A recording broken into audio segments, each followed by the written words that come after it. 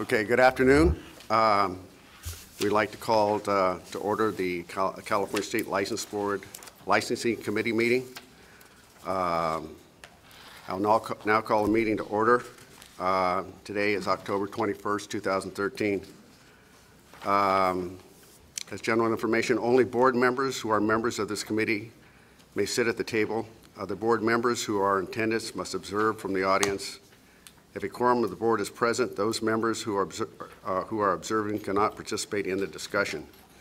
Let's begin with self-introductions, starting from my right. Kevin Albanese, board member. Cindy Christensen, Chief Deputy Registrar. John O'Rourke, board member. Frank Shutter, board member, Chairman of Licensing Committee. Karen Robinson, Chief of Licensing. Bruce Rest, board member. Kurt Epler, staff counsel.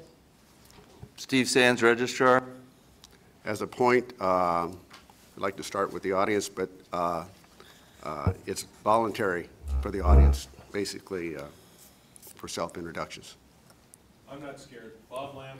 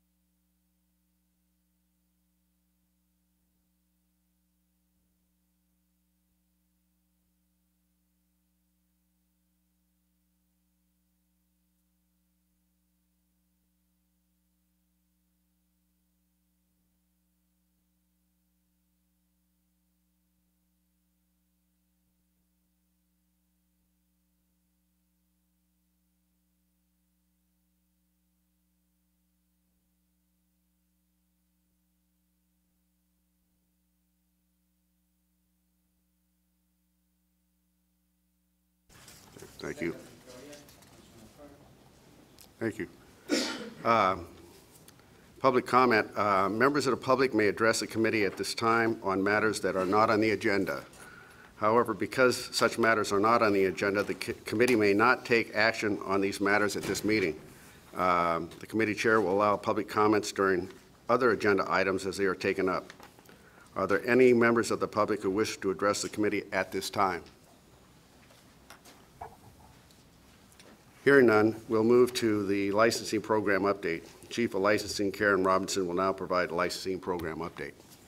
Thank you. All right, if you turn to pages 1 and 2, you'll find the license application workload. We've got it broken down in several ways. The first chart shows the average number of applications received per month, and that is broken down by the type of application. It appears that we have finally plateaued and maybe seeing a little uptick in the number of applications, especially with original exams. If you compare it to prior years, we're starting to move up. The next chart is the comparison of applications received by quarters. It goes back to 2006-07 up through 2012-13. Again, we're pretty much staying the same from last year or from the prior year to the year before. On page 2, you have the total number of applications received per month. Again, we're seeing a slight uptick. If you look at, we only have 2 months in for this year so far, but we're up just a little bit as compared to last year. And then finally, we've got the number of applications received by type. Again, they're holding somewhat steady. In certain areas, they've gone up a little bit. On pages 3 and 4, we've got the stats for the limited liability company program. As you probably recall, we implemented this back in January 2012. You've got at the bottom of page 3, the applications received by month since we implemented this program. And then on page 4, the processing data per quarter. We are still seeing a high reject rate for the limited liability company applications.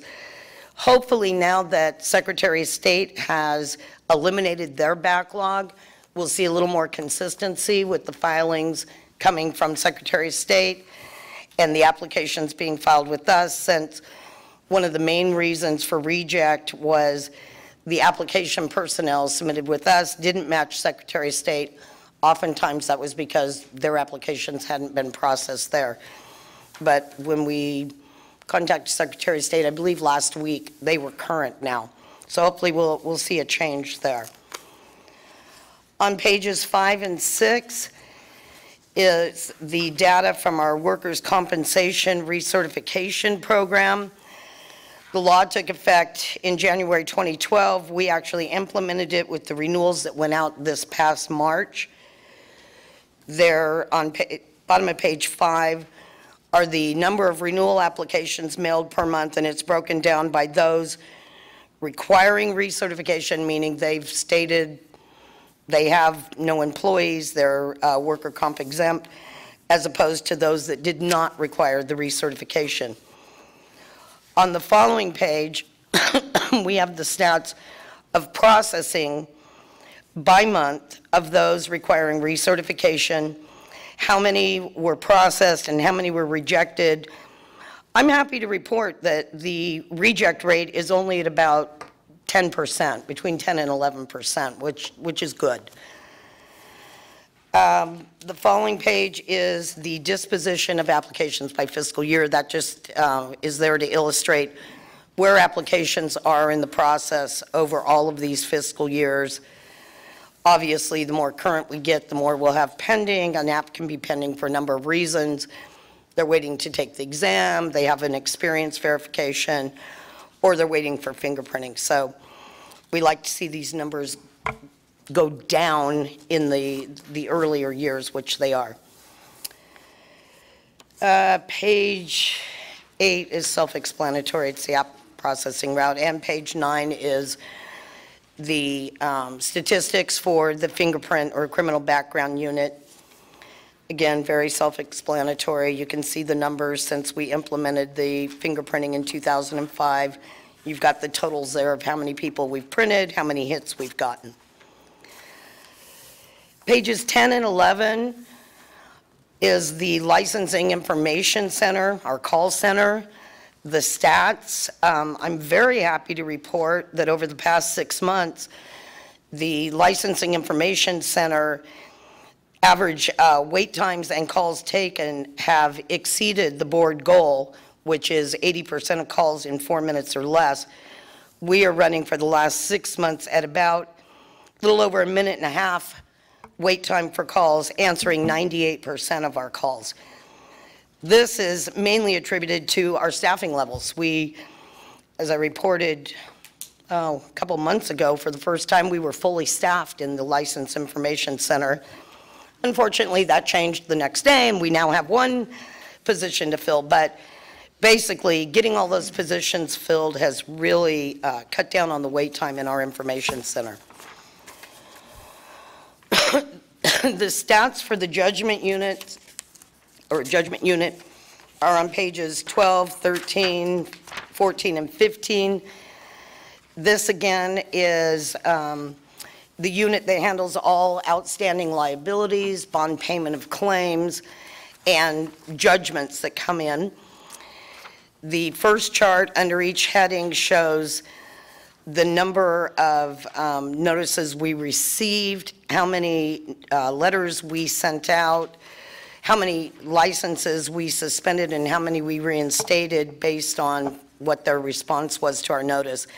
The second chart under each heading shows the savings to the public, how much we were, or how much money we were instrumental in helping the public recoup. And the final is the total savings to the public with all of those charts combined. Following that are our weeks to process charts. It just illustrates how long it takes from the time a document comes in our door before it's pulled to be processed.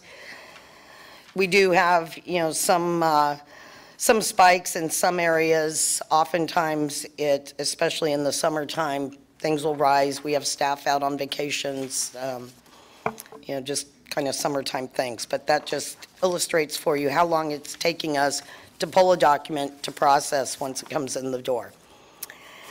And that is it for the licensing program update, unless there are any questions. Yeah, Karen, on page 6, you talked about the rejection of the workers' comp exemptions. Correct. What causes the CSLB to reject these at this stage of the process? These are tied to their renewal. If someone has a workers' comp exemption on file, when it comes time to renew, they must either recertify and say, I still have no employees, or give us a policy. Sometimes they forget to sign it. Okay. So we just reject it for that reason. Thank you, Karen. Are there any members of the public who would like to comment on the licensing update? Hearing none, we'll move on to the testing update. Acting Chief of Testing, Wendy Balavens, will provide the testing program update. Wendy.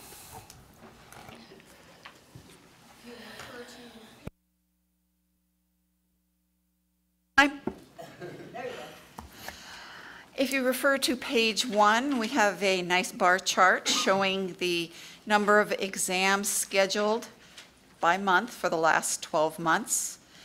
The slight upswing in applications has not yet been reflected in tests scheduled, but we hope that'll change soon. We have 8 testing centers throughout the state, and one of them is about to change. We are moving Oakland to Berkeley, and that is scheduled for January 2014. It's been pushed back from December, so it's now January. And there is another nice bar chart on page 2, which shows the variation of our different test centers and how many exams they offer. Norwalk always wins. It's got the highest number. And I was just visiting there recently, and it is a very large test center compared to ours here in headquarters. The Examination Development Unit has recently finished 2 exams, the C55 water conditioning and C57 well drilling. On page 3, there's a table showing the trades that we're currently working on. There are 4 occupational analyses in progress and 6 item banks being developed. This year is a little special because we're trying to schedule a lot of extra workshops to be current with the 2013 California building codes, which are coming out. Well, they are out, but they're effective January 1st. So we're trying to get all of our exams up to date with that. Any questions? Thank you. Does the board have any questions about the program update? Do the members of the public have any comments on the program update? Hearing none. Thank you, Wendy. Thank you.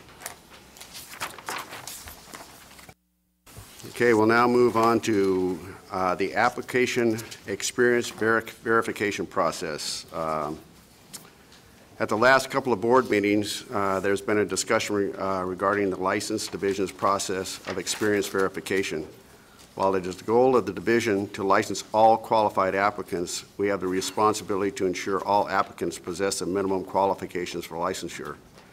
Among these qualifications is the experience requirement. Licensing Manager Rick Bellucci will provide the committee with an overview of the purpose and process of the application experience verification. Rick? Okay, we're going to want to move out here because it's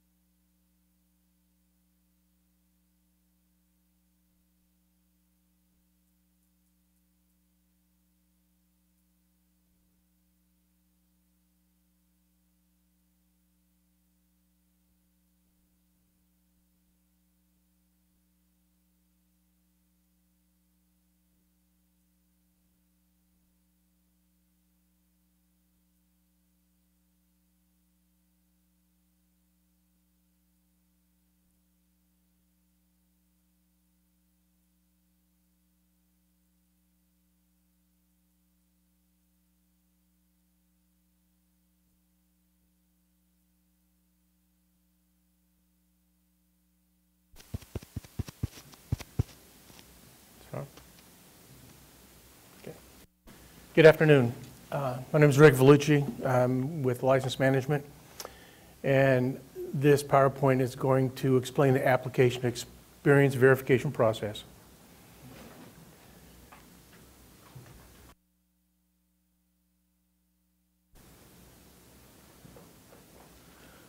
Okay, before we get started, I'd like to explain a couple of the terms that are going to be used in this presentation. The first one is posted. When CSLB accepts an application as being complete, it is posted. That means that the applicant will be able to take their examination and continue on through the process. Another reason we would post an application is if we're going to refer it to our enforcement division for a formal investigation. We're also going to discuss critical classifications. These are classifications where the work, if performed improperly, could have a health and safety issue for the consumers of the state of California.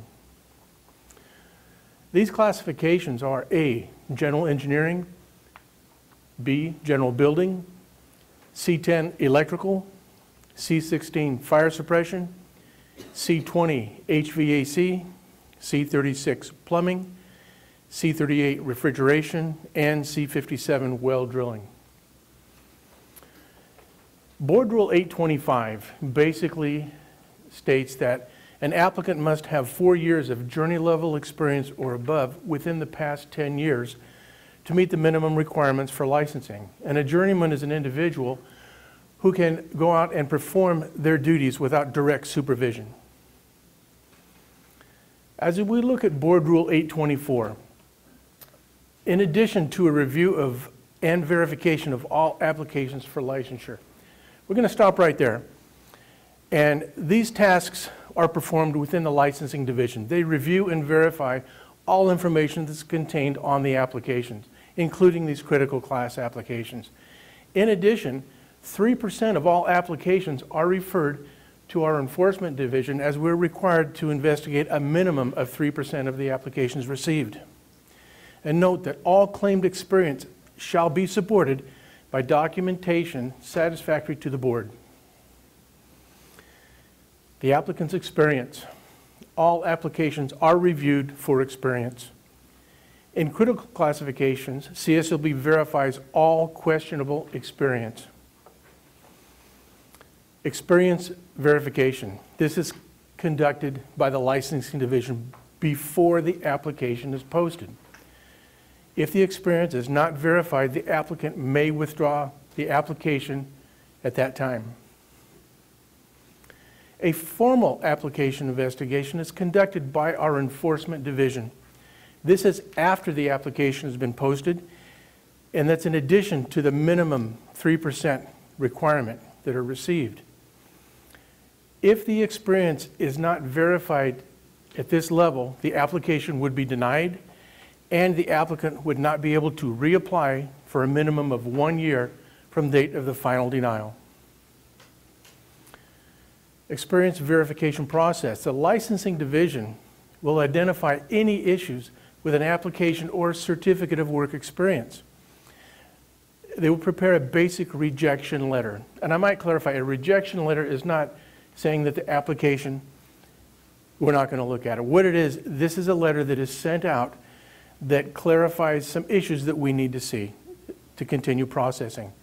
This is a standard process, and such things such as failing to sign the application or the certificate of work experience is not completed correctly, or the name style may be incompatible with the classification that they are trying for. Rick, you want to guess like what percentage of applications are rejected? Because it's a high percentage. It's about 40 to 45%. The licensing division will also determine if the critical class or any other experience issues exist. They will prepare a letter requesting additional verifiable documentation. I want to emphasize verifiable so that we would be able to have supporting documentation. It's kind of like a puzzle that we put together. They're also sent a letter with their application with a list of acceptable documentation. And Rick, I'm sorry, if I could just point out, that letter was in the handouts here, if anyone wants to refer to it. Okay.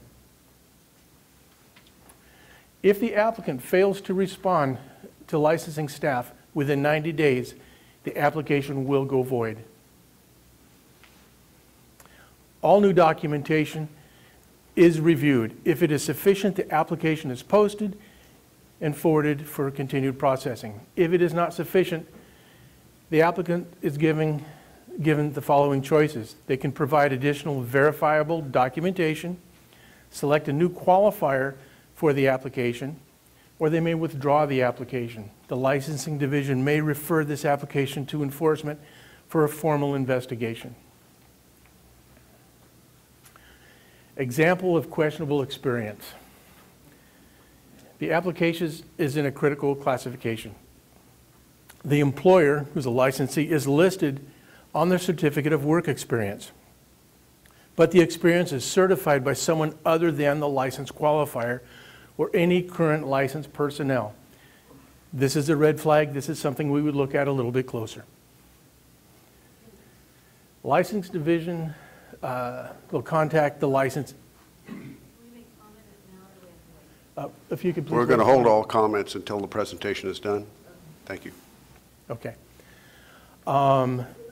We contact the licensee because who better knows if their employee is working at the journey level other than the licensee who is the employer. If the licensee confirms the journey level experience of the applicant, then it is posted and it continues through the processing.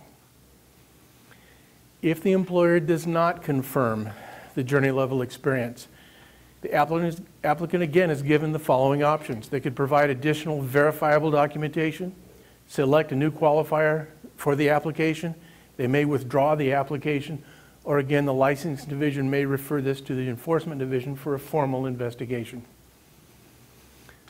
What we won't accept: self-certification. This is completed by the applicant, signed by the applicant, and submitted by the applicant. Okay, we will not accept photographs without additional supporting documentation or testimonials.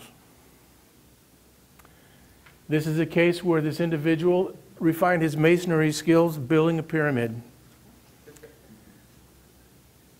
He got pretty good at that, so he figured he'd tackle a job in Las Vegas. Then he got a little more interested in it. He started building some houses, and he got pretty good at it. And then, last but not least, on his lunch hour, he built a little dog house for his dog. And based on these photographs, he believes he's fully qualified to obtain a license. We don't agree with that. Testimonials, even if they're written by mom. And honestly, I've had some of these come across my desk. We will not accept these. Examples of acceptable experience. Again, these are pieces of the puzzle that our technicians will put together to satisfy the minimal requirements with the applicant. The wage or tax documentation, paycheck stubs, permits and inspection records, contracts and invoices, official college transcripts, military training documents such as a DD-214, employment duty statement. Many times, your average everyday contractor is not going to have a duty statement for their employee.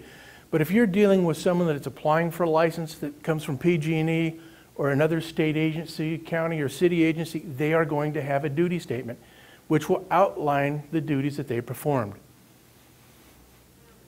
In addition, we'll accept a CFC certification for the classifications that handle refrigerants, electrical certification for our electrical contractors, apprenticeship certificate of completion, union journey book, canceled checks, itemized bills and invoices, and material receipts. Now, the bottom three many times will go hand in hand because as we get lower on this list, the experience becomes a little more difficult to pull together. So the bottom three there will probably all go hand in hand. Copies of deeds, proof of sale, and permits. A lot of people say, well, why do you need a copy of the deed or the proofs of sale? Many times, individuals who are using the owner-builder exemption under 7044 do this themselves that may want to obtain a license at some time, or they may hire an unlicensed individual to work on this project, and at some point in time, the unlicensed individual would want to become licensed. That's where we would review the permits under 7044. We can also accept a notarized certificate from another state or another country. If it's from another country, in a language other than English, we'd have to have it officially translated. Work experience certification. There are 3 examples of questionable work experience certification. These certifications have raised flags in our licensing division, and the names and identities have been changed. Copy and paste. Okay, everybody knows what cut and paste is. We often receive certification with the same exact language, the same font, the same format. The only thing that has changed is the name. In our first example, when the employer was contacted and asked what duties were performed, they did not match what was on their certificate of work experience. As we see here, they worked for exactly 4 years. And here is one of those canned statements.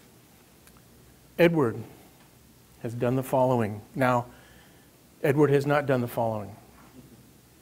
This is a falsified application. The next example is for an A general engineering classification, which was certified by a fellow employee.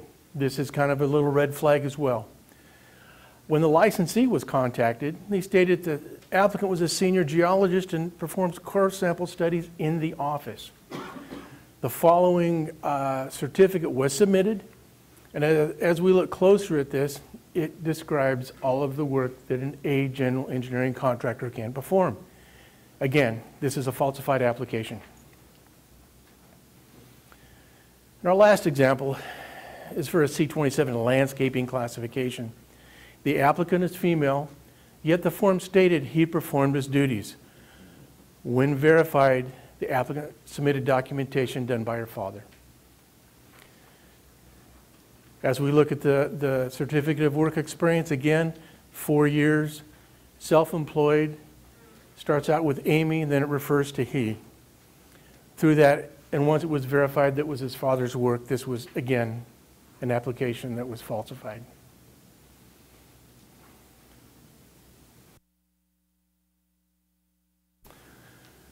From January through August 2013, the licensing division collected statistics and averaged them out per month.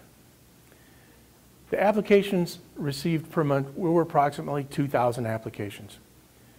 The ones that were selected for questionable experience, again for the critical classifications, was approximately 9.5%. Out of the 200 applications that were pulled, almost 11% were verified and posted and continued on through the process. 34% of these applications were either withdrawn or went void. And the reason for that is the applicants did not have the necessary verifiable documentation to support their experience. 38% of the applications were forwarded to our enforcement division for a formal investigation. And 17% of the applications were in a flux when this was done. At any given month, we're waiting for specific documentation to come back from the applicants. Why experience verification is working? It ensures that the applicants who get a license have the required experience. It benefits the applicant in both cost and time during the licensing process. This also frees up our enforcement division's resources to pursue the most questionable applications. And this process takes less time than a formal enforcement investigation by about 50%. Questions and comments?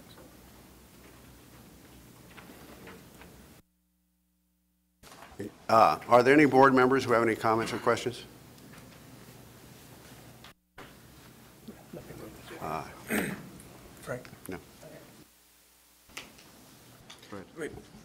Rick, thank you very much. That was very, very helpful, especially for a new board member like myself. One quick question that we talked about a bit at the last meeting. In a couple of the slides, you talk about asking for the additional verifiable documentation, selecting a new qualifier, or withdrawing. If the applicant does neither of those three, is there an appeal process before it gets voided? No, it will go void within 90 days. Okay, we also have the option of referring this application to our enforcement division for a formal investigation. Okay, so it's either they do that, or it's voided, or it goes to formal. That's correct. Okay, thank you. Okay. Hello, my name is Daniel Cohen. I would like to pass out this letter to the board members. Now, the first thing, actually on the second page, you'll see is a copy of a letter that went out on September 27th, and that came from the Application Exam Processing Unit. Unfortunately, what it says on there and lists as acceptable forms of experience is quite different from what the entire list that was just presented to us and has been approved by the board. The issue here is that people are turning in applications, but they're getting different letters back from the board. It doesn't, this letter right here does not reflect what individual applicants are receiving. So that's a primary issue. The second and the largest issue is they cannot appeal this. That the process of voiding these applications is not allowing people who legitimately do have the experience their right to appeal it. And I don't see how taking away someone's right to appeal a decision benefits anyone or how it benefits the public. I just want to comment on that. The process, as Mr. Vellucci had laid out, they have three opportunities. First of all, they have to get back to us in one way or another. That's the same with any reject. Correct. They may either withdraw, find another qualifier, or provide additional verifiable documentation, or if they choose not to do any of those, it will be referred for formal investigation, at which point it'll probably be denied, and then they will have their appeal process. So, yes, as we discussed before, Mr. Cohen, I understand the flaw in, well, wait, if we just void it and they don't have any opportunities. So now we're giving them that option. You can withdraw, you can appoint a new qualifier, you can provide additional information, or you can go to formal investigation. But the key is they must get back to us in some way, because some of them we just never hear again, and it's no different than any other reject. If we don't hear in 90 days, the app is void. I understand that. I think there's a significant issue here, and I believe the figure of 10% was given that are being voided after they receive applications back, or I'm sorry, additional paperwork, that it doesn't meet those qualifications. I think there's also a serious issue with training. Application exam techs, we're talking 46 different trades here. I don't think any one person has the ability to specifically look at that and make a determination. Who has that ability? That should be done through the Application Investigation Unit as has been established in the Business and Professions Code. There should be a formal field investigation. Simply responding to the people and what has been termed as the core classifications, give us more information. That's not benefiting anyone. That's hurting people because it's keeping them in the underground economy. I would also like to call attention to the board a few things in the presentation. And excuse me if it isn't quite in order. This just came out a couple of minutes ago. So there were listed 8 of what was called these essential trade classifications. Daniel, Now, what page are you looking on? The critical classifications, it's critical- towards the front. Towards the front? Yeah, the critical classifications. I would actually like to refer you to what was told to the board in September. At that point, there were only 4 critical classifications, and those were the A, the B, the C10, and the C36.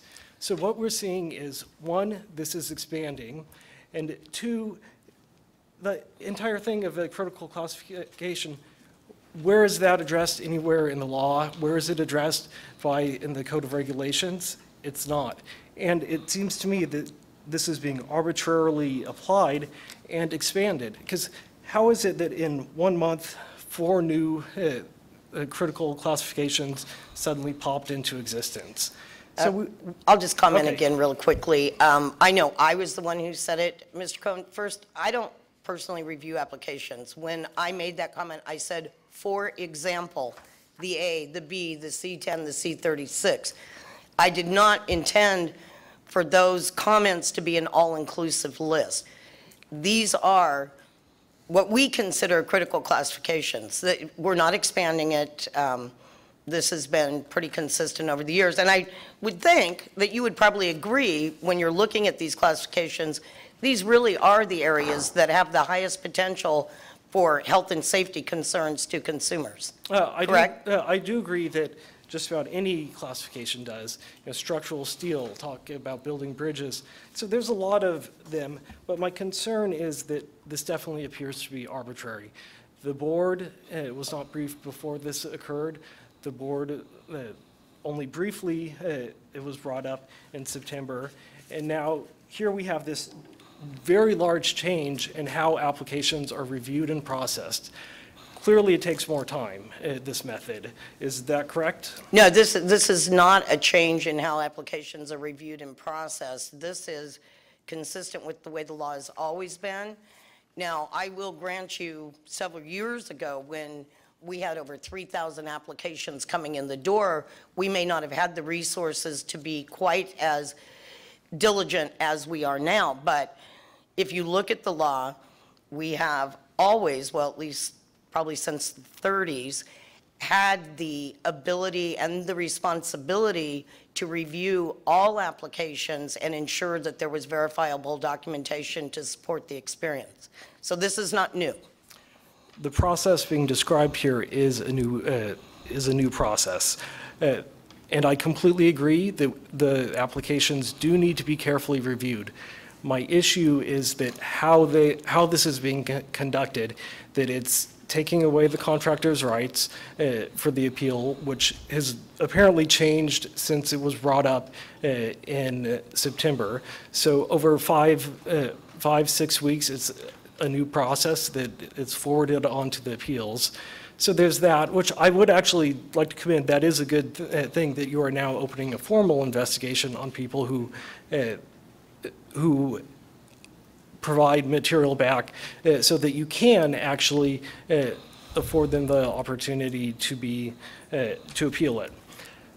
The issue here is this is definitely abusing the voiding process. Now, it's mentioned in here, and I'm going to quote the section which the authority was cited where you can void the application, and it was Business and Profession Code 7074. That does allow for applications to be voided. However, it's under specific circumstances, not, and those specific circumstances are really clear. It's examples like they didn't sign the application. It's not meant to be used as an instrument to reject licenses or deny them. And that's what's happening here, is this is being used as an instrument. And as you see from the letter that I provided, what is actually coming out of the application exam unit is quite different as far as the amounts of experience that is being asked for and what was presented to us as acceptable forms. And this has been something that has been revolving since originally in June when we brought it up, when it was only 2 forms of experience. This letter that went out at the end of September, there's only 2 forms of experience that are specifically on that list. So clearly something isn't working here. And I would like to request, at least temporarily, that the licensing committee consider suspending this process, keep the application investigation unit going. I'm completely for that. Let's look into them. Let's make sure they're qualified. But let's make sure the people who are looking into it are actually qualified to review it. And the application exam technicians, which are, clerical type jobs, I don't think that they have the qualifications to properly review and make these determinations. I'd like to say something. Sorry. As far as reviewing these documents, we have an analyst that works full-time reviewing this documentation that's submitted by the applicants. Our classification deputy reviews the documents with the analyst if there's questions. I review the documents. I've had a long tenure here at the board. I've worked construction prior to coming to the board, and I'm very familiar with what these trades require. On many times, we review these. We train our staff in weekly staff meetings. We have questions and answers. There is an ongoing process because these applications, the certificates of experience are changing as far as the information coming back in. So what we do is we update them on a weekly basis. We review the work.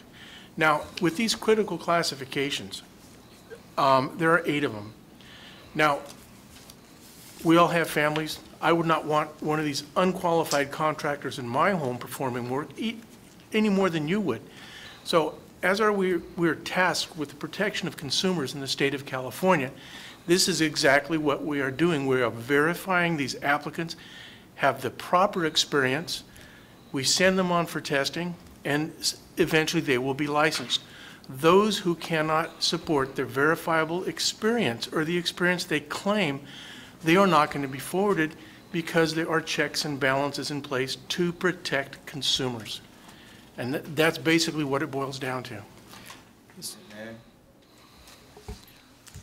Philosophically, licensing boards obviously are set up to protect the public and protect consumers. In every single board in the Department of Consumer Affairs, it is the applicant's responsibility to provide to the board the documentation that proves that he or she is minimally competent to practice that particular profession or trade. It is up to the applicant to provide this kind of documentation that meets the legal requirements in each act. If an applicant does not provide that legally required information, then that application is rejected. That is the same for every single board. They have to meet the minimum qualifications in each act. It is up to the applicant to provide that information.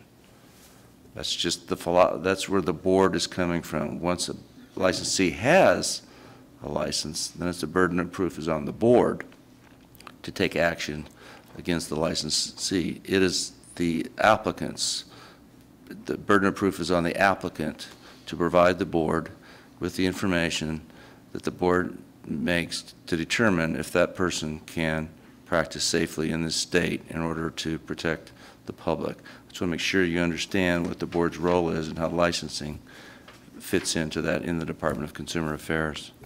Thank you very much. I agree quite a bit with what Mr. Sands says. It is up to the board to make these determinations. However, what he said there is that the application will be rejected. That when the application is rejected, it's not a denial. They can't appeal it. They need to be allowed to appeal it.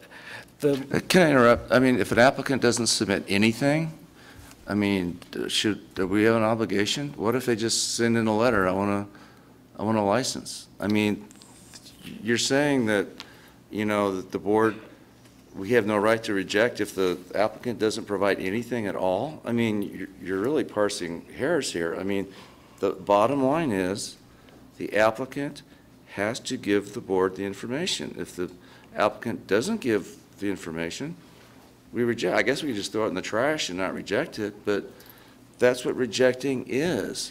We're rejecting because you haven't given us the information. Please give us the information so we can give you the license. That's the philosophy we have here at the board, but I don't understand. All right, I said enough. Okay, thank you, and I do agree quite a bit with what you said, but the rejection part and voiding of the application, that is a clerical procedure which is supposed to be used for examples like he just said. It's an incomplete application. Not we ask them for additional pieces of information, not we ask them for 10 letters of recommendation. That's completely different than what voiding is supposed to be for. Voiding is supposed to be for an incomplete application. It's not supposed to be one where you're not sure this guy has every piece of documentation that this particular tech wants. So by bypassing the application investigation unit, who would not void it but would deny the license, these people are being denied the right to appeal, and that's a significant problem. I think, Mr. Cohen, it seems to be going around in a circle here. Yes. And what I seem to be getting out of what you're saying is, you're saying if there's a piece of the documentation that they don't have, then we should ignore it. Is that what you're saying? No, actually, if you look at the letter, basically every letter coming back that the guys are seeing, it's different sets of paperwork that is being requested. There's no one standard set. We've seen, and I have copies, and I've presented them to the board, several different sets of what they're asking for specifically. And what they're asking for specifically is not the entire list of things that the board members have voted for. And that's where I have a serious problem. The board has voted this will meet the requirement, but the people are not being given the opportunity to present that information to the board. It's being omitted. The other thing we're seeing... I don't mean to interrupt you, but Okay. I don't understand this circle we're going in here. Okay. We have a clear list of requirements that they're supposed to submit. Is that true? There is a clear list. That list is not being given to every person. And if you take a look at that letter, that is from September 27th, and it does not include that entire list.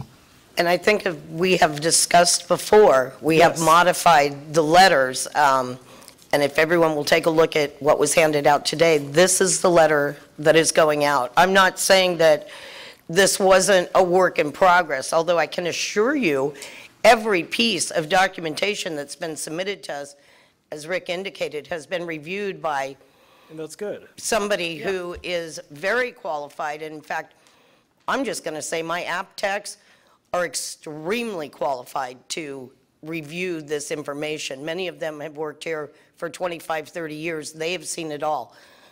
But as we indicated in the presentation, sometimes the best source to go to is the licensee they claim to work for, and that's where we start. Now, I'm almost hearing you say, from the application standpoint, we should take what they submit just on face value. We can't do that. We wouldn't be meeting our responsibility for consumer protection if we did that.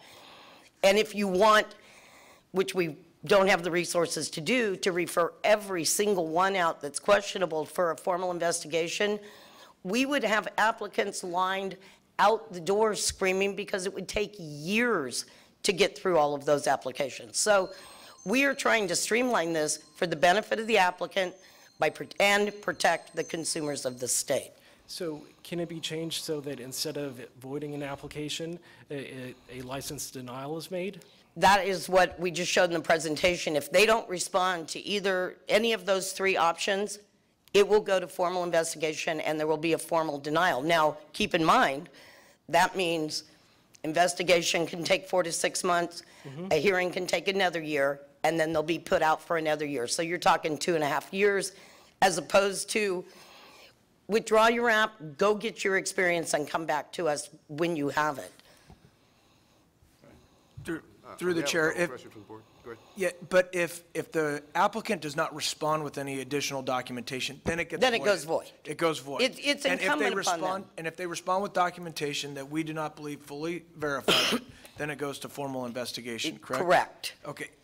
We'll usually contact them again and say, hey, look, this still doesn't cut it. Do you want to submit something else? Do you want to withdraw? If they say no, then, all right, we'll refer it to formal investigation. John, Mr. O'Rourke has something to say. Yeah, in past board meetings over the years, I've always maintained that, personally, I believe that the bar has been set too low.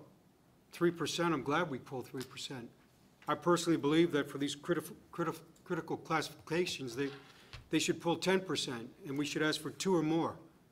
To dilute this any further is a disservice to the citizens of the state of California. That's my opinion. Thank you, and I honor your opinion. And I think that there should be a bar, but the bar should be a formal application investigation, which is what is provided for in the Business and Profession Code, not this process. Thank you very much. I don't want to keep going on and on. I believe there may be some other people here who can comment or would be interested in commenting on that. Thank you. Thank you. Are there any other members of the public that would like to have a comment? Please step forward.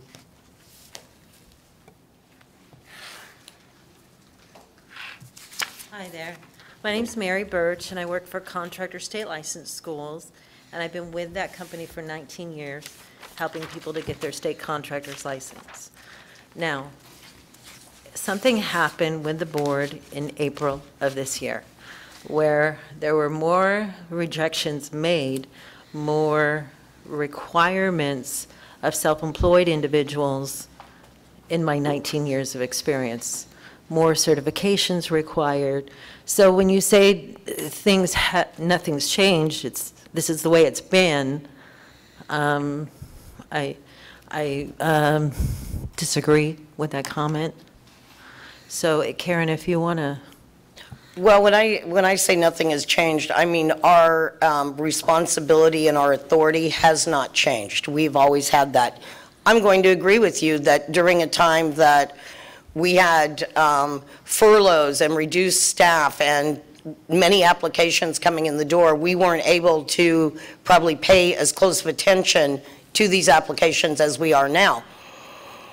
We still have that responsibility, we still have that authority, and we are now refining that process, and especially in light of the fact that applications might start rising. So we're trying to get this process down so that when applications do start coming in, or more of them start coming in, we'll have this process down and it won't slow up the application process. But to simply say we never did it before, so we shouldn't do it now, I don't think is a responsible position for the board to take. I agree totally. What I'm asking is maybe because there's changes that have been made with the board and you're requiring more, that we couldn't get some training. The schools get some training, because we did this. As a matter of fact, I did this with you years ago when we did the fingerprint and the background check. Could we do something like that for all of the schools? Funny you should mention that, because Rick and I had talked about, we wanted to do the presentation for the committee first, but that is our first order of business, is to get together with the schools and go over this process and field questions and basically, give you guys the information you need to advise your clients. Exactly. Thank you. Thank you. Yeah, because what was and what is different. There are certain requirements that you have now that you didn't have before. When someone was a general B contractor and they were doing a self-employment, it wasn't, I used to tell my students, provide tax returns, to provide additional information, but now it's more specific. Now you need permits, or you need additional documentations that weren't required before, and those are the kinds of things we need training on. Okay? If I might, we need to thank Mr. Cohen and everyone, because Karen and Rick have, because of the comments, we've talked to others too, we are changing the letter, we're changing the application form, we're going to change training of staff. We're going to go out and train the school. So this actually has been very beneficial to the board's licensing program. Karen, are there any other things that you guys have looked at that are going to be improvements other than the things I covered? The app, the letter, training of staff, and training of the schools? The schools, yeah. Those are mainly the highlights, and that was really our next step, was to get this word out. And the other thing too, you can help us. Sometimes our techs will make bad mistakes, and if you have someone that's just off the reservation, you need to contact Rick or Karen with a specific case, and we can look into that, because we have Rick found, and I have been working oh good together. That's something you can help us with, because if we have new staff or someone's just crazy, we need to know about it. So we appreciate that. Okay. All right. Thank you. Thanks. Thank you.